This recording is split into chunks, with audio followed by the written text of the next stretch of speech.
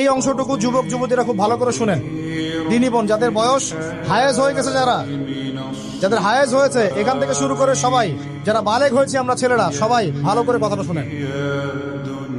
বাংলাদেশে পিছন থেকে একটা নতুন সমস্যা রাইজ করতেছে।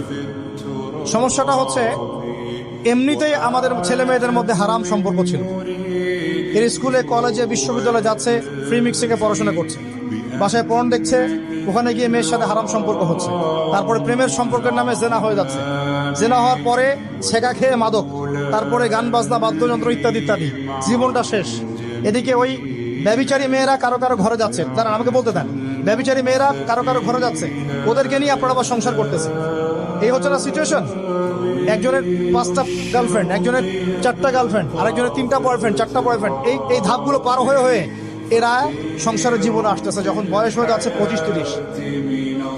সমস্যা কিন্তু এটা ম্যাক্সিমাম সবার ক্ষেত্রে হচ্ছে বলবো না, অনেক একটা বড় অংশ এই সমস্যা ফেস করতেছে। এর মধ্যে এই ফ্রি মিক্সিং এর মধ্যে শুরু হয়েছে নতুন একটা জিনিস, যে ভালোবাসার আবার লিঙ্গ কি, ভালোবাসার আবার এখানেই শুরু হয়েছে ছেলে ছেলে জেনা করা, মেয়ে মেয়ে জেনা করা, ছেলে ছেলে জেনা করা, আর কি বললাম বলেন, মেয়ে মেয়ে জেনা করা। নাউজুবিল্লাহ। এটা কমে লুত, এর শাস্তি আসবে যদি আমরা তওবা করে ফিরে না আসি। এর উপরে এখন শুরু হয়েছে ভালোবাসার আবার ধর্ম কি, ভালোবাসার আবার, আমার সাথে বলেন কি বললাম, ভালোবাসার আবার, এদিকে মনোযোগ দেন, ভালোবাসার আবার কি, ভালোবাসার আবার কি। এই কথাটা, এই স্লোগানটা দিয়ে কি করা হচ্ছে আপনারা শুনেন।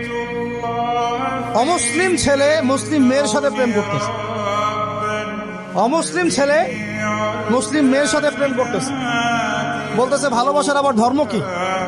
তুমি আমি একে অপরকে মহব্বত করি, ভালোবাসি, এর মধ্যে ধর্ম আসবে কেন? বলছে তুমি আমার ধর্মে দীক্ষিত হয়ে যাও, অথবা আমি তোমার ধর্ম কবুল করে মুসলমান হয়ে যাব। এই মিথ্যা কথাগুলো প্রলোভন দিয়ে এখানে ওখানে পার্কে নিয়ে গিয়ে চটপটি ফুচকা খাওয়ায়, কফি শপে নিয়ে গিয়ে এভাবে আস্তে আস্তে আস্তে আস্তে মেয়েদেরকে লাইনে নিয়ে আসতেছে। আনার পরে শোনেন, কথা আগে শুনেন, বুঝেন। আপনি ঠিক বললেও ঠিক, এটা না বললেও ঠিক, চলতেছে এটাই সমাজ। এখন কথা হচ্ছে, আমরা যদি আমাদের বোনদের ইজ্জতকে বাঁচাইতে চাই, এই বিষয়টা সম্পর্কে সচেতন থাকতে হবে। মেয়েদেরকে ফুসলিয়ে ফাসলিয়ে এভাবে প্রেমের জালে ফেলে শেষমেশ বেডে নিয়ে গিয়ে ধর্ষণ বা গণধর্ষণ করে মেয়ের ওই ওভারির মধ্যে ওদের বীর্যপাত করে দিয়ে ওই ছেলেটার কোনো খবর পাওয়া যায় না, লাপাত্তা হয়ে যায়।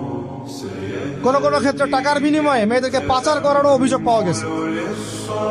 এবং এই কাজটার নাম তারা সংঘবদ্ধভাবে দিয়েছে, এর নাম নাকি